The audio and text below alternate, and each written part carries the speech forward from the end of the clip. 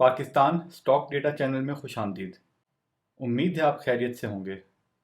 आज हम आपको बताएंगे कि ब्रोकर कमीशन कैसे चलता है और इसे आसानी से कैसे समझा जाए, या शेयर्स खरीदने बेचने में कमीशन कितना होगा ये आसानी से कैसे समझा जाए।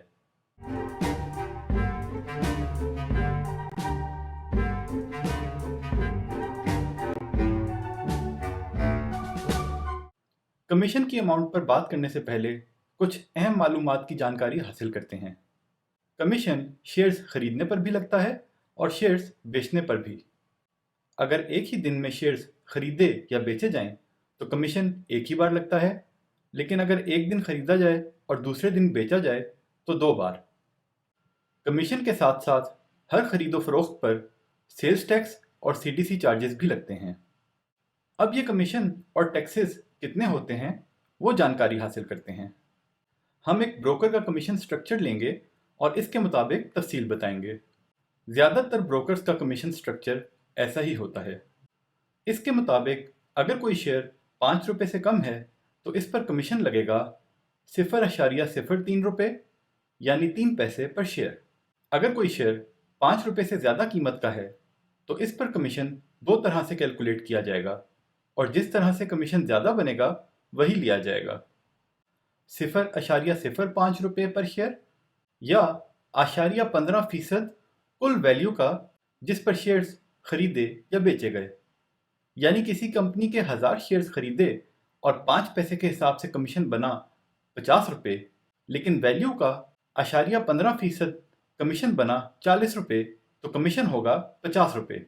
लेकिन अगर वैल्यू पर कमीशन बना 60 रुपये तो कमीशन होगा 60 रुपये।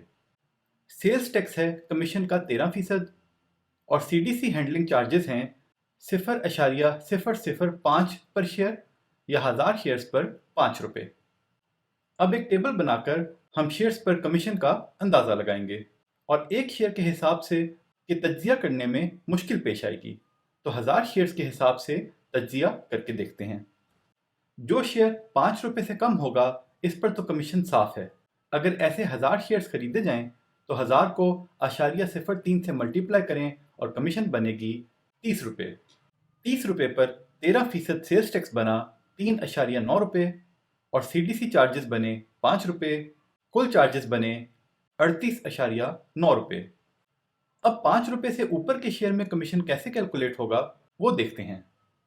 जो टेबल बनाया है इसको तफसील से देखते हैं। पहले कॉलम में लिखा है कि शेयर्स हैं 1000।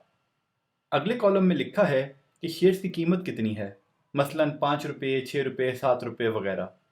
फिर लिखा है 1000 शेयर्स खरीद पर इनकी वैल्यू कितनी बनी। इसके बाद लिखा है 0.05 रुपये पर शेयर के हिसाब से कमीशन कितना बना, और फिर लिखा है कि वैल्यू का 0.15% कमीशन कितना बना। ये देखने से पता चलता है कि 6 से 10 रुपये के शेयर्स पर 0.05 के हिसाब से कमीशन एक जितना बना 50 रुपये, लेकिन वैल्यू का 0.15% बना 9, 10.5, 12, 13.5 और 15 रुपये। फिर भी ये तमाम 50 से कम हैं, मतलब 6 रुपये के 1000 शेयर्स पर कमीशन बनेगा 50 रुपये और 10 पर भी 50 रुपये ही रहेगा। सेल्स टैक्स 6.5 रुपये और सीडीसी चार्जेस 5 रुपये। कुल चार्जेस बनेंगे 61.5 रुपये। अब अगर टेबल में नीचे जाएं तो शेयर की 33 रुपये तक वैल्यू पर भी 0.15% कमीशन 50 रुपये से कम ही रहेगा, लेकिन 33 से ऊपर की कीमत का शेयर खरीदें तो 0.15% कमीशन 50 रुपये से ऊपर निकल जाएगा और 33 रुपये से ऊपर के तमाम शेयर्स का कमीशन 50 से ऊपर ही होगा, चाहे शेयर 35 का हो या 3500 का। तो ये तय हुआ 5 रुपये से 33 रुपये तक के तमाम शेयर्स पर कुल चार्जेस 61.5 रुपये ही बनेंगे 1000 शेयर्स पे, और उससे ऊपर बदलते जाएंगे, लेकिन वो ज़्यादा होंगे, इससे कम नहीं होंगे। यहाँ तक तो मसला हल हो गया, लेकिन ऐसा क्या करें कि आपको शेयर्स खरीदो फरोख्त के वक्त कैलकुलेटर इस्तेमाल न करना पड़े और आप आसानी से अंदाज़ा लगा लें कि कमीशन कितना होगा और बाकी चार्जेस भी। ये बात अहम है अमूमी तौर पर शॉर्ट टर्म ट्रेडर्स के लिए और ख़ुसूसी तौर पर डे ट्रेडर्स के लिए। एक और टेबल बनाकर हम इस मुश्किल को आसान करने की कोशिश करते हैं।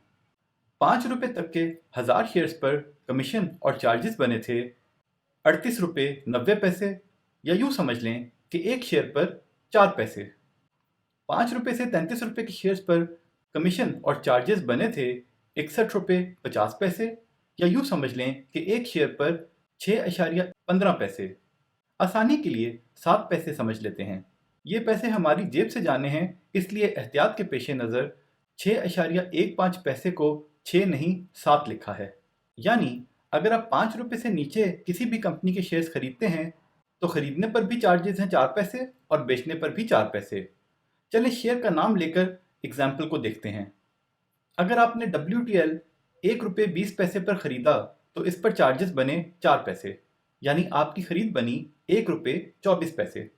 अगर इसी दिन इस शेयर को ₹1.26 पर बेच दिया तो कोई फालतू चार्जेस नहीं होंगे और आपको प्रॉफिट हुआ 2 पैसे।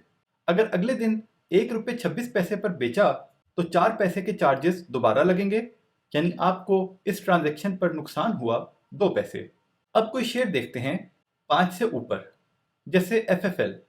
ये आपने ₹7 पर खरीदा तो चार्जेस बने 7 पैसे और आपकी कुल खरीद बनी ₹7.07। अगर इसी दिन ₹7.10 का बेच दिया तो प्रॉफिट हुआ 3 पैसे। अगर अगले दिन ₹7.10 का बेचा तो 7 पैसे के चार्जेस दोबारा लगेंगे और नुकसान हुआ 4 पैसे। अब अगर डे ट्रेडर्स थोड़े थोड़े पैसे कमाना चाहते हैं तो उन्हें क्या करना चाहिए, एक स्ट्रेटजी डिस्कस कर लेते हैं। TPLP की मिसाल लेते हैं। अगर आप चाहते हैं कि TPLP के 1000 शेयर्स खरीद कर आप ₹100 कमाएं तो कैसे कर सकते हैं। मिसाल के तौर पर 1000 शेयर्स आपने ₹13 पर खरीद लिए, कमीशन मिलाकर आपकी खरीद बनी ₹13.07। अब आप इसे साथ ही सेल पर लगा दें। 1000 शेयर्स की इस ट्रांजैक्शन पे ₹100 कमाने के लिए आपको दरकार हैं 10 पैसे, तो आप ₹13.17 पर 1000 शेयर्स की सेलिंग लगा दें। अगर बिक जाए तो ₹13 पर दोबारा बाइंग लगा दें। अगर दोबारा खरीदा जाए तो फिर से ₹13.17 पर सेलिंग लगा दें। कभी कभी एक शेयर दिन में कई बार ऊपर नीचे होता रहता है, तो इस तरह दिन में कभी कभी 400-500 बन जाते हैं। लेकिन ये करने के लिए आपके पास पहले कुछ फालतू कैश होना चाहिए, और आप ये ऐसे ही शेयर में कर सकते हैं कि अगर वो 13 से 12 पर चला जाए तो आप कुछ दिन के लिए उसे होल्ड कर सकते हैं, और 13 से उसी दिन 14 पर चला जाए तो आप रोने नहीं लगेंगे। यानी ऐसा करने से पहले आपने ये आइडेंटिफाई करना है कि कौन सा शेयर आपके मुताबिक अच्छा है, जो नीचे गया तो ऊपर भी आ जाएगा, और किस शेयर में थोड़े वॉल्यूम्स भी लगते हैं कि वो ऊपर नीचे होता रहता है, और फिर आप ऐसी स्ट्रैटेजीज अपनी बना सकते हैं। लेकिन ये तो ऐसे ही एक स्ट्रैटेजी डिस्कस कर ली, असल मकसद तो ये है कमीशन स्ट्रक्चर को समझना। अब हम टेबल में देखते हैं कि मुख्तलिफ वैल्यूज़ के शेयर्स पर कमीशन और चार्जेस यानी कुल चार्जेस कितने बनेंगे। ₹5 तक के शेयर पर 4 पैसे, 5 से ₹33 तक के शेयर पर 7 पैसे, ₹50 के शेयर पर 10 पैसे, ₹100 के शेयर पर 20 पैसे, 150 के शेयर पर 30 पैसे, 200 के शेयर पर 40 पैसे, 250 के शेयर पर 50 पैसे, ₹300 के शेयर पर 60 पैसे, 350 के शेयर पर 70 पैसे, 400 के शेयर पर 80 पैसे, 450 के शेयर पर 90 पैसे और 500 के शेयर पर 100 पैसे, यानी ₹1। ये थोड़ा राउंड किया है। असल में 500 के शेयर पर 100 पैसे नहीं बल्कि 85 पैसे बनेंगे। हमने प्रोपोर्शनेटली कीमत लिखी है, लेकिन असल में CDC के चार्जेस शेयर की कीमत ज़्यादा होने के बावजूद एक ही जितने रहते हैं। वो कुल शेयर्स पर हैं, वैल्यू पर नहीं। लेकिन 500 वाले शेयर में 15 पैसे की कोई अहमियत नहीं। कैलकुलेशन की आसानी के लिए हमने ऐसा किया। इसी तरह आप चाहें तो 5000 के शेयर पर भी चार्जेस आसानी से कैलकुलेट कर सकते हैं। शेयर की कीमत हर ₹100 बढ़ने पर चार्जेस 20 पैसे से बढ़ा लें और 5000 के शेयर पर चार्जेस बनेंगे ₹10। बल्कि 55 और ₹60 पर भी चार्जेस आसानी से कैलकुलेट कर सकते हैं, क्योंकि हर ₹5 शेयर की वैल्यू बढ़ने पर 1 पैसा चार्जेस में बढ़ जाता है। यानी 50 वाले शेयर पर 10 पैसे हैं तो 55 वाले पर 11 पैसे, 60 वाले पर 12 पैसे, 65 वाले पर 13 पैसे। एक और मिसाल देखते हैं। हमने EFERT के 1000 शेयर्स 85 पर खरीदे और हम सिर्फ ₹100 का प्रॉफिट हासिल करना चाहते हैं, तो 85 पर चार्जेस बनते हैं 17 पैसे। हम 1000 शेयर्स को खरीद कर 85.27 पर उसी दिन बेच दें तो 100 रुपये बन गए, और अगले दिन 85.44 पर बेच दें तो भी 100 रुपये बन गए। अगर हमारे पास ज़्यादा पैसे नहीं और हम ईफर्ट के 100 शेयर्स से 100 रुपये बनाना चाहते हैं तो 100 शेयर्स 85 पर खरीद कर उसी दिन 86 रुपये 17 पैसे पर बेच दें अगर वैल्यू बढ़े तो, या अगले दिन 86 रुपये 34 पैसे पर बेच दें तो 100 रुपये का प्रॉफिट बन गया इस ट्रांजैक्शन से। लेकिन वही बात, ये सिर्फ ऐसा करें कि अगर ईफर्ट 84 पर चला जाए तो होल्ड करने में कोई मसला नहीं। फालतू पैसे हों और शेयर पर भरोसा तो ये भी कर सकते हैं कि 84 पर 100 शेयर्स और ख़रीद लें। 84 पर जो ख़रीदा उसे उसी दिन 85 रुपये 17 पैसे पर बेच दें, या अगले आने वाले दिनों में 85 रुपये 34 पैसे पर बेच दें, तो इस एक ट्रांजैक्शन से भी 100 रुपये कमा लिए। अब ये सब तो आपकी अपनी अपनी ट्रेडिंग और शॉर्ट टर्म इन्वेस्टमेंट स्ट्रेटजीज़ हैं, लेकिन इस वीडियो का असल मकसद ये है कि अपनी ट्रेड्स को शॉर्ट टर्म या मीडियम टर्म में प्रॉफिटेबल बनाने के लिए कमीशन और दीगर चार्जेस को आसानी से समझा जा सके।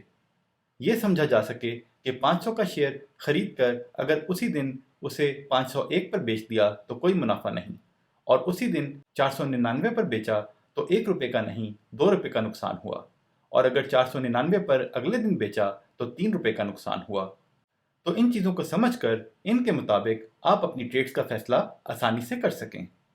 अगर किसी ब्रोकर के कमीशन चार्जेस हमारी वीडियो में बताए गए चार्जेस से कम या ज़्यादा हैं तो इस हिसाब से आप कमीशन वर्किंग खुद बना लें, लेकिन उम्मीद करते हैं ये वीडियो देखने के बाद अपनी ट्रेड्स बनाते हुए कमीशन और चार्जेस कैलकुलेट करने में अब आपको कोई परेशानी नहीं आएगी।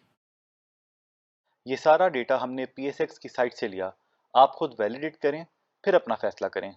याद दहानी करवा दें कि बाय सेल कॉल नहीं थी, वजह पहले बता चुके। तज्जिया पसंद आया तो शेयर लाइक सब्सक्राइब करें, बेल आइकॉन पे क्लिक करें, और पसंद नहीं आया तो डिसलाइक कर सकते हैं, लेकिन बेहतर यही है गैर ज़रूरी और मनफी कमेंट से गुरेज किया जाए। खुश रहें और अपने अमल पे तवज्जो दें। अल्लाह के हवाले।